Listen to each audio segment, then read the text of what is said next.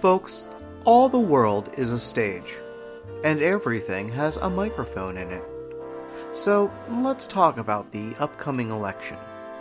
Now, I know that you're already planning to vote for whomever your pets have instructed you to.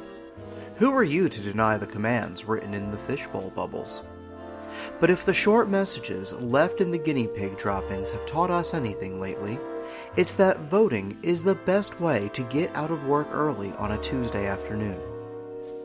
Now, I know what you're thinking, but Mike, I voted last time, and the pungent, amorphous blob of sentient dryer lint still devoured my mailbox. But listen to the voice in your toaster. This Tuesday, November 6th, you can make a difference by picking candidates who support background checks for people who wear certain outfits. Choosing representatives who will eliminate taxes on patio furniture, and who believe in your right to pick up pennies off the ground, even if they are tails side up. Look, I am not here to tell you who to vote for, or how to earn stickers. But believe me, there is a chair and a hood at our local black site with your name on it. And all you have to do to avoid a trip to disappeared land is drive down to a local polling place and act like you are better than about half of your peers at choosing who should go to the big Illuminati party in DC for the next couple years. Whatever you do in this election, just remember that your dishwasher has a filter that can be removed and cleaned in your sink. You probably didn't know that. But if you want to make some real, meaningful change, learn to maintain your appliances. They would take care of you if they could.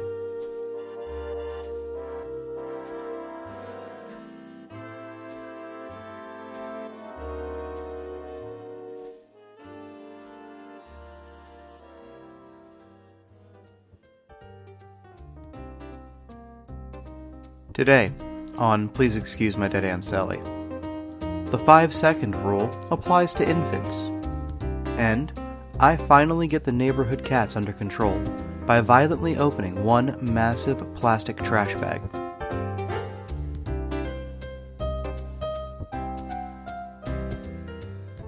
This year's election is not just about picking teams and changing the rules at the last minute. It's also about voicing your opinion on a variety of very important topics, like Ballot Initiative 5 in Florida, which would impose fines of up to $2 million on people who expect you to hold a door open when it's clearly marked exit and they're trying to enter.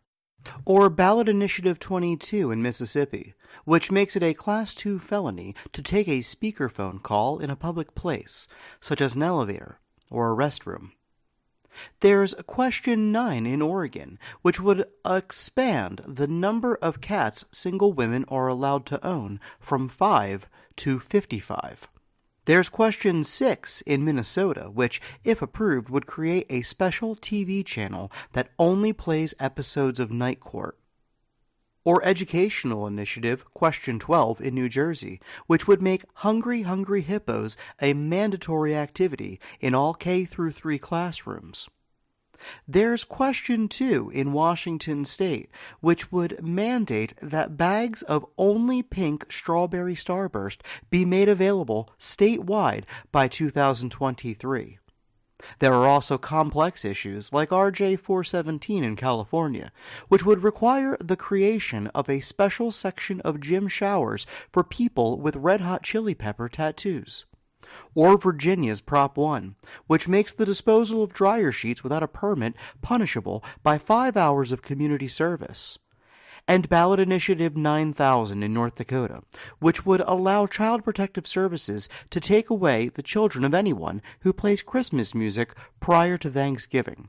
Whatever you decide on these important topics, the important thing to remember is that none of you can beat me at a game of darts.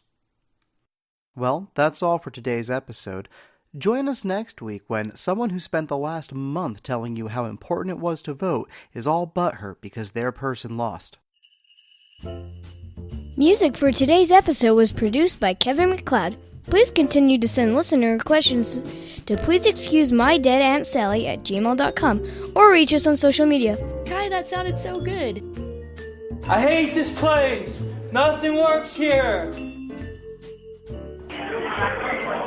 Hey, you're an idiot. We're all doing that. Bye-bye.